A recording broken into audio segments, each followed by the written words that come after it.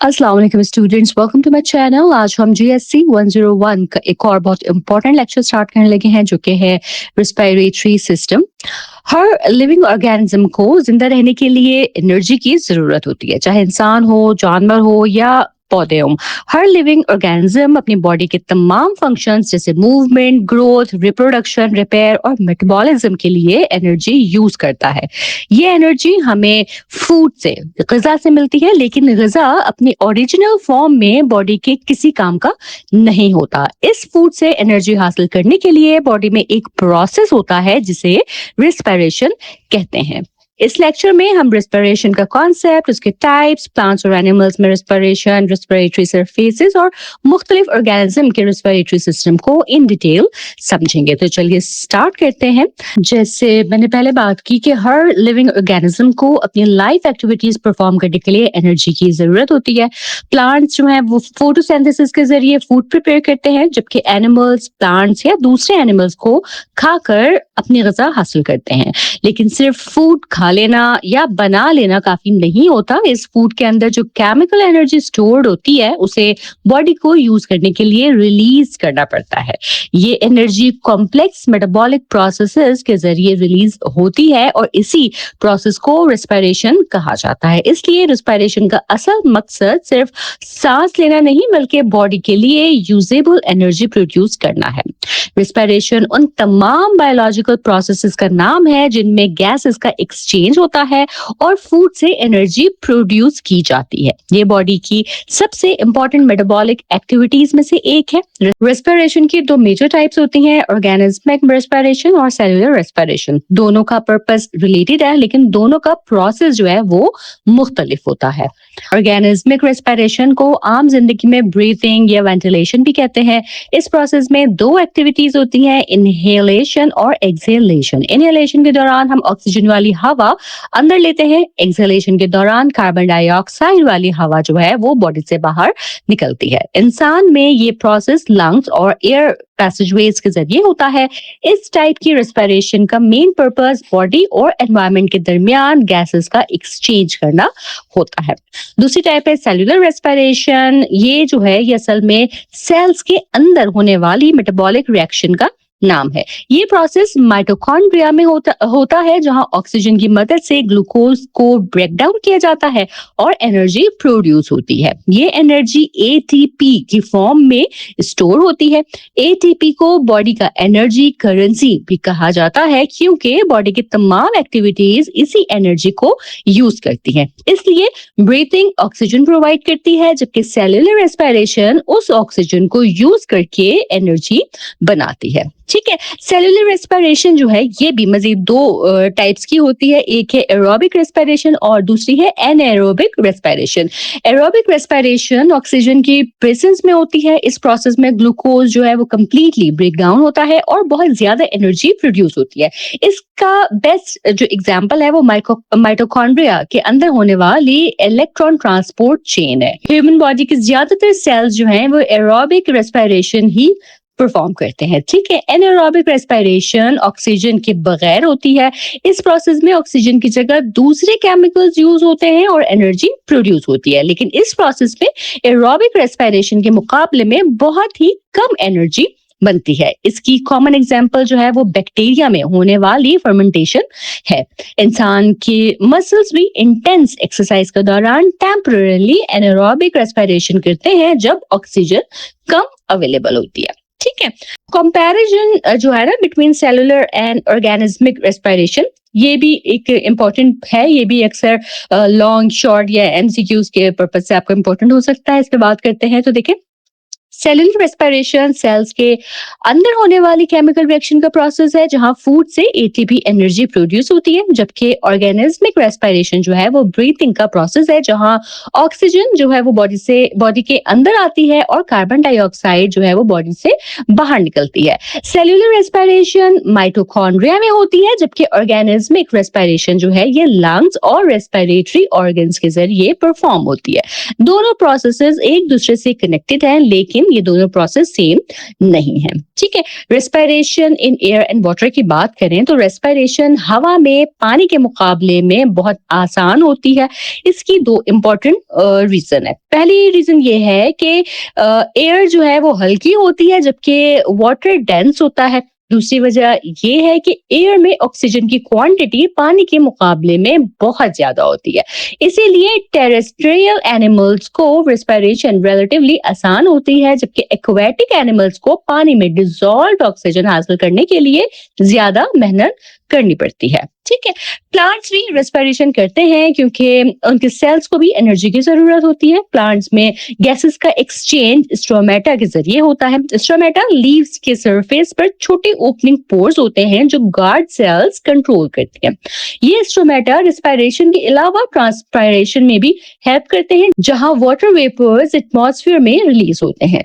Land plants की root soil के अंदर मौजूद हवा से ऑक्सीजन एब्जॉर्ब करती हैं। एक्वेटिक प्लांट्स पानी में डिसॉल्व्ड ऑक्सीजन को डायरेक्टली एब्जॉर्ब करते हैं, यानी फोटोसिंथेसिस के बावजूद प्लांट्स जो हैं वो हर वक्त रेस्पिरेशन भी करते रहते हैं। ठीक है, एनिमल्स में रेस्पिरेशन स्पेशलाइज्ड ऑर्गन्स के जरिए होती है। फिश में गिल्स होते हैं जिनके थ्रू रेस्पिरेशन होती है। जो लैंड एनिमल्स होते हैं उनमें लंग्स के थ्रू रेस्पिरेशन हो रही होती है। हर रेस्पिरेटरी ऑर्गन की एफिशिएंसी उसकी रेस्पिरेटरी सरफेस पर डिपेंड करती है। इसी रेस्पिरेटरी सरफेस पर ऑक्सीजन और कार्बन डाइऑक्साइड का एक्चुअल एक्सचेंज जो है वो होता है। ठीक है, एक एफिशिएंट रेस्पिरेटरी सरफेस में कुछ इंपॉर्टेंट कैरेक्टरिस्टिक्स होने चाहिए। सबसे पहले उसका सरफेस एरिया बहुत ज्यादा होना चाहिए ताकि मैक्सिमम गैस जो है वो एक्सचेंज हो सके। दूसरी बात, उसका जो मॉइस्ट है वो होना जरूरी है क्योंकि गैसेस पहले मॉइस्चर में डिसॉल्व होती है और फिर डिफ्यूजन होते हैं। रेस्पिरेटरी सरफेस की एपिथेलियम बहुत थिन होनी चाहिए ताकि गैसेस जल्दी डिफ्यूज कर सके। उसके साथ एक कैपिलरी नेटवर्क होना भी जरूरी है जो गैसेस को कंटिन्यूअसली ट्रांसपोर्ट करे। और फाइनली वेंटिलेशन यानी फ्रेश एयर की कंटिन्यूअस सप्लाई भी होनी चाहिए। इन तमाम प्रॉपर्टीज की वजह से रेस्पिरेशन जो है वो एफिशिएंटली होती है। मुख्तलिफ छोटे एनिमल्स जो हैं वो रेस्पिरेशन के लिए मुख्तलिफ मेथड्स यूज करते हैं। हाइड्रा एक एक्वेटिक ऑर्गेनिज्म है जिसकी बॉडी कैविटी में पानी कंटिन्यूअसली मूव करता रहता है। बॉडी के अंदर और बाहर की सेल्स इसी पानी के जरिए ऑक्सीजन और कार्बन डाइऑक्साइड एक्सचेंज करती हैं।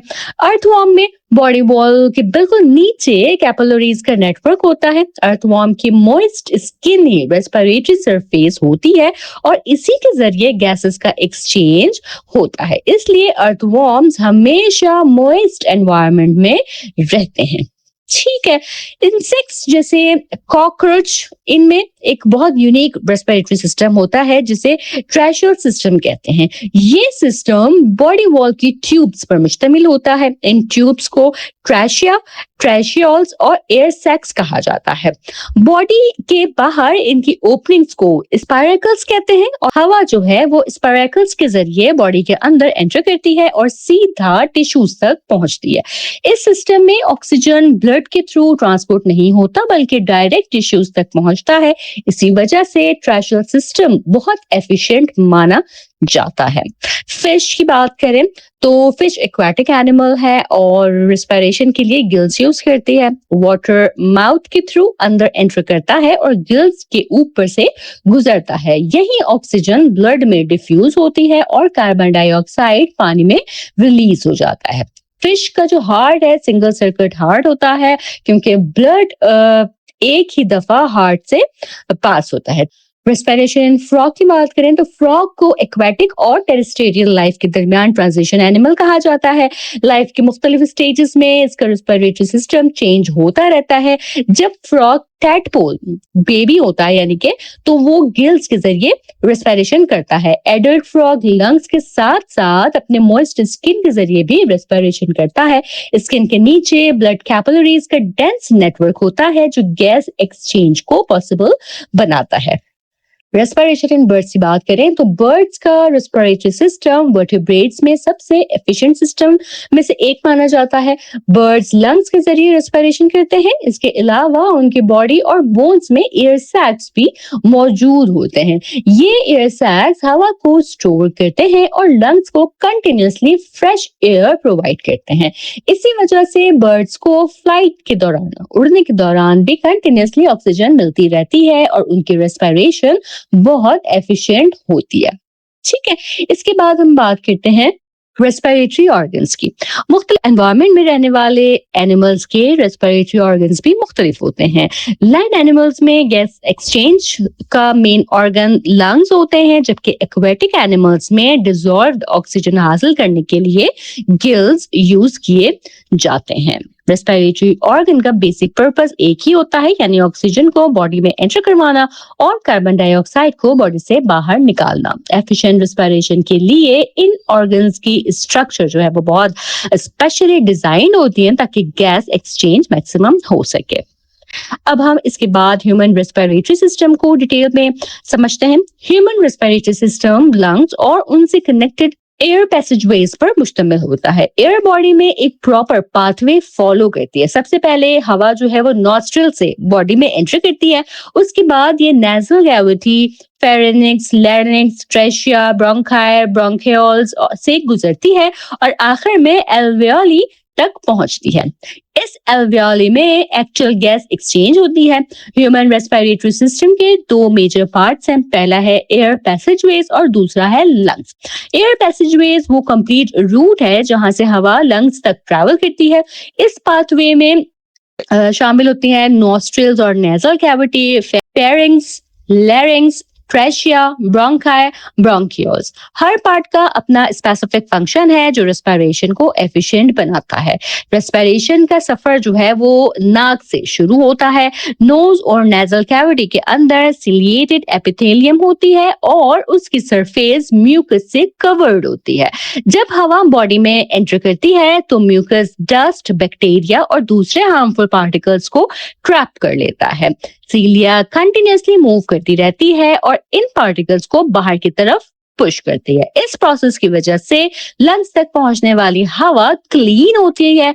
इसके अलावा नेजल कैविटी हवा को वार्म और मॉइस्ट भी करती है ताकि लंग्स को कोई डैमेज ना हो। ठीक है, इसके बाद बात करते हैं फेरिंग्स की। नेजल कैविटी के बाद हवा फेरिंग्स में एंटर करती है। फेरिंग्स एक मस्कुलर पैसेज है जो म्यूकस मेम्ब्रेन से लाइंड होता है। ये एयर को लैरिंग्स की तरफ डायरेक्ट करता है। फेरिंग्स डाइजेशन और रेस्पिरेशन दोनों सिस्टम्स का कॉमन पैसेज भी होता है। ठीक है, लैरिंग्स की बात करें तो फेरिंग्स के बाद हवा जो है वो लैरिंग्स में एंटर करती है। लैरिंग्स को वॉइस बॉक्स भी कहा जाता है। ये कार्टिलेज से बना हुआ स्ट्रक्चर है जिसकी ओपनिंग म्यूकस और सीलिया से कवर्ड होती है। लैरिंग्स के अंदर वोकल कॉर्ड्स मौजूद होती हैं। जब हवा इन वोकल कॉर्ड्स के दरमियान से गुजरती है तो वाइब्रेशंस प्रोड्यूस होती हैं और आवाज पैदा होती है।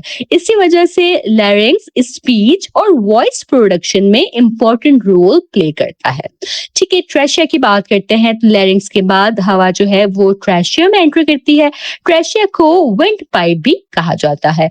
ये एक लंबी ट्यूब होती है जो लैरिंग्स से लंग्स तक जाती है। इसकी वॉल्स में सी शेप कार्टिलेजिनस रिंग्स मौजूद होती हैं। ये रिंग्स ट्रेशिया को सपोर्ट देती हैं और उसे कोलैप्स होने से बचाती हैं। थोरैक्स के अंदर ट्रेशिया दो ब्रांचेस में डिवाइड होती हैं जिन्हें ब्रोंकाई कहा जाता है। एक ब्रोंकस राइट लंग में और दूसरा लेफ्ट लंग में एंटर करता है। ठीक है, इसके बाद आते हैं ब्रोंकाई और ब्रोंकायोल्स की तरफ। ब्रोंकाई जो है वो लंग्स के अंदर एंटर होने के बाद रिपीटेडली डिवाइड होते रहते हैं। जब इनकी डायमीटर 1 मिलीमीटर या उससे कम हो जाती है तो उन्हें ब्रोंकियोल्स कहा जाता है।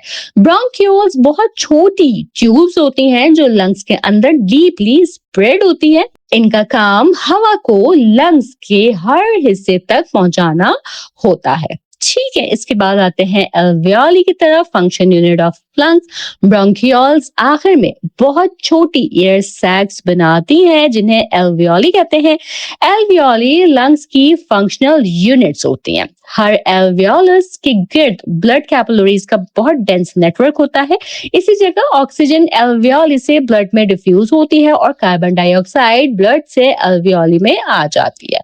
एल्वियोली की वॉल्स जो हैं वो सिर्फ एक सेल थिक होती है जिसकी वजह से गैसेस बहुत आसानी से एक्सचेंज होती हैं। ठीक है, फन टर्म में ये बहुत फेवरेट क्वेश्चन होता है कि लंग्स की फंक्शनल यूनिट क्या होती है। ठीक है, तो ये बात आपने याद रखनी है कि लंग्स की फंक्शनल यूनिट जो है वो एल्वियोली होती है। ठीक है, इसके बाद हम बात करते हैं स्ट्रक्चर ऑफ लंग्स की। ह्यूमन बॉडी में दो लंग्स होते हैं, एक राइट लंग और एक लेफ्ट लंग। ये दोनों चेस्ट कैविटी के अंदर रिब्स के प्रोटेक्शन में मौजूद होते हैं। लंग्स के अराउंड एक डबल मेम्ब्रेन होती है जिसे प्लेउरल कैविटी कहते हैं। प्लेउरल कैविटी के अंदर फ्लूइड मौजूद होता है जो फ्रिक्शन को कम करता है और लंग्स को स्मूथली मूव करने में मदद देता है। लंग्स की स्ट्रक्चर स्पंजी होती है क्योंकि इनके अंदर मिलियंस ऑफ एल्वियोली मौजूद होती हैं। लंग्स के नीचे एक मस्कुलर शीट होती है जिसे डायफ्राम कहते हैं। ये ब्रीथिंग का सबसे इंपॉर्टेंट मसल है। ब्रीथिंग की बात करें तो ब्रीथिंग दो स्टेजेस पर मुश्तमिल होती है, एक इनहेलेशन और दूसरी एक्सहेलेशन। लंग्स खुद हवा को अंदर के बाहर नहीं खींच सकते। ब्रीथिंग जो है वो डायफ्राम और रिब मसल्स की मूवमेंट की वजह से होती है। जब डायफ्राम कॉन्ट्रैक्ट करता है तो वो फ्लैट हो जाता है। इसी वक्त रिब्स के दरमियान मसल्स कॉन्ट्रैक्ट होते हैं और रिब केज ऊपर उठता है। इससे चेस्ट कैविटी का वॉल्यूम इंक्रीज होता है और प्रेशर कम हो जाता है। कम प्रेशर की वजह से हवा लंग्स के अंदर एंटर करती है और इस पूरे प्रोसेस को इनहेलेशन कहा जाता है। ठीक है, जब डायफ्राम रिलैक्स करता है तो वो दोबारा डोम शेप में आ जाता है। रिब मसल्स होते हैं वो भी रिलैक्स हो जाते हैं और रिब केज नीचे आ जाता है। चेस्ट कैविटी का वॉल्यूम कम हो जाता है और प्रेशर इंक्रीज हो जाता है। प्रेशर ज्यादा होने की वजह से हवा जो है वो लंग्स से बाहर निकल जाती है और इस पूरे प्रोसेस को एक्सहेलेशन कहते हैं। ठीक है, इसके बाद हम बात करते हैं exchange of gases in alveoli. Actual gas exchange जो है वो सिर्फ एल्वियोली में होती है। एल्वियोली और ब्लड कैपिलरीज की वॉल जो है वो बहुत ही थिन होती हैं। ऑक्सीजन कंसंट्रेशन एल्वियोली में ज्यादा होती है और इसीलिए ऑक्सीजन डिफ्यूजन के जरिए ब्लड में चली जाती है। कार्बन डाइऑक्साइड कंसंट्रेशन ब्लड में ज्यादा होती है, इसलिए वो ब्लड से एल्वियोली में डिफ्यूज हो जाती है और एक्सहेलेशन के दौरान बॉडी से बाहर निकल जाती है। ये प्रोसेस प्रेशर डिफरेंस की वजह से होता है। ठीक है, इसके बाद हम आते हैं ट्रांसपोर्ट ऑफ ऑक्सीजन की तरफ। ब्लड के रेड ब्लड सेल्स में एक प्रोटीन होता है जिसे हेमोग्लोबिन HB कहते हैं। हेमोग्लोबिन ऑक्सीजन के साथ कंबाइन करके ऑक्सीहेमोग्लोबिन बनाता है। ये रिएक्शन रिवर्सिबल होता है। जहां ऑक्सीजन की कंसेंट्रेशन ज्यादा होती है वहां हेमोग्लोबिन ऑक्सीजन को बाइंड करता है और जहां ऑक्सीजन की कंसेंट्रेशन कम होती है वहां ऑक्सीजन टिश्यूज को रिलीज कर देता है। इसी तरह ऑक्सीजन पूरी बॉडी तक ट्रांसपोर्ट होता है। ठीक है, ट्रांसपोर्ट ऑफ कार्बन डाइऑक्साइड की बात करें तो कार्बन डाइऑक्साइड ब्लड में 3 डिफरेंट फॉर्म्स में ट्रांसपोर्ट होता है। तकरीबन 20% कार्बन डाइऑक्साइड कार्बोक्सी हेमोग्लोबिन की फॉर्म में ट्रांसपोर्ट होती है और लगभग 5% प्लाज्मा प्रोटीन के साथ डिसॉल्व रहती है और तकरीबन 70% carbon dioxide sodium bicarbonate ions की फॉर्म में ट्रांसपोर्ट होती है। ये कन्वर्जन एंजाइम कार्बोनिक एनहाइड्रेज की मदद से होता है। ठीक है, इसके बाद हम बात करते हैं फैक्टर्स अफेक्टिंग गैस एक्सचेंज। तो गैस एक्सचेंज जो है वो कई फैक्टर्स की वजह से इफेक्ट होता है। अगर कार्बन डाइऑक्साइड की क्वांटिटी इंक्रीज हो जाए तो हेमोग्लोबिन की ऑक्सीजन कैरी करने की जो कैपेसिटी है वो कम हो जाती है। अगर टेम्परेचर इंक्रीज हो तो भी हेमोग्लोबिन जो है वो ऑक्सीजन को कम बाइंड कर पाता है। इसी तरह अगर pH कम हो जाए या एसिडिटी इंक्रीज हो जाए तो ऑक्सीजन कैरिंग कैपेसिटी जो है वो फिर डिक्रीज हो जाती है। ये तमाम फैक्टर्स ब्लड के ऑक्सीजन ट्रांसपोर्ट को डायरेक्टली इन्फ्लुएंस करते हैं। ठीक है। Lung capacity and effect of exercise की बात करें तो फुल्ली इन्फ्लेटेड ह्यूमन लंग्स की कैपेसिटी तकरीबन 5 लीटर होती है। नॉर्मली रेस्ट के वक्त हर जो ब्रेथ है, हर सांस है, उसमें तकरीबन 0.5 लीटर हवा एक्सचेंज होती है। एक्सरसाइज के दौरान ये क्वांटिटी जो है 3.5 लीटर तक इंक्रीज हो सकती है। लंग्स में तकरीबन 1.5 लीटर रेजिडुअल वॉल्यूम हमेशा मौजूद रहती है, जो कभी कंप्लीटली बाहर नहीं निकलती। नॉर्मली इंसान 1 मिनट में 15 से 20 बार सांस लेता है। एक्सरसाइज के वक्त ब्रीथिंग रेट जो है वो 30 ब्रीथ पर मिनट तक पहुंच सकता है, ताकि मसल्स को ज्यादा ऑक्सीजन मिल सके। ठीक, इसके बाद हम बात करते हैं changes in composition of breath air की। इनहेल्ड और एक्सहेल्ड एयर की कॉम्पोजिशन भी एग्जाम में ना बहुत इंपॉर्टेंट है। इनहेल्ड एयर में ऑक्सीजन तकरीबन 21% होती है, जबकि एक्सहेल्ड एयर में ये 16% रह जाती है। कार्बन डाइऑक्साइड इनहेल्ड एयर में सिर्फ 0.04% होता है, जबकि एक्सहेल्ड एयर में ये तकरीबन 4% हो जाता है। नाइट्रोजन की क्वांटिटी दोनों में लगभग 79% रहती है, क्योंकि नाइट्रोजन रेस्पिरेशन में पार्टिसिपेट नहीं करता। एक्सहेल्ड एयर वाटर वेपर से कंप्लीटली सैचुरेटेड होती है। ठीक है, इसके साथ ही हमारा ये लेक्चर यहाँ कंप्लीट हो जाता है।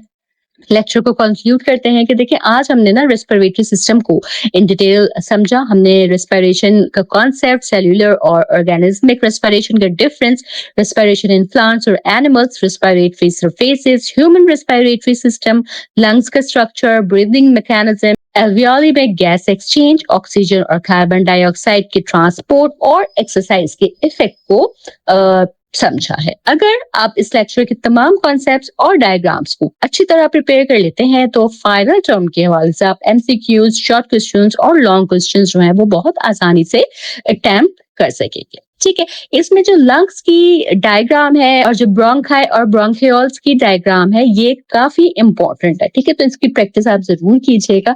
मुझे उम्मीद है कि ये लेक्चर आपके लिए काफी हेल्पफुल रहेगा और आपने अच्छे से रेस्पिरेटरी सिस्टम को समझा होगा। अगर आपके कोई सवाल हो या आप कोई फीडबैक देना चाहें लेक्चर के हवाले से, तो जरूर कमेंट सेक्शन में बताइएगा। मेरे लेक्चर्स को वर्चुअल यूनिवर्सिटी के डिफरेंट प्लेटफॉर्म्स पे जरूर शेयर करें, ताकि आपकी तरह दूसरे स्टूडेंट्स भी इन लेक्चर से फायदा हासिल कर सकें। चैनल पर नए हैं तो सब्सक्राइब करना हरगिज ना भूलिएगा। इंशाअल्लाह मैं अपने नेक्स्ट लेक्चर के साथ जल्द हाजिर होंगी। तब तक आप सब अपना बहुत ख्याल रखिएगा। अल्लाह हाफिज।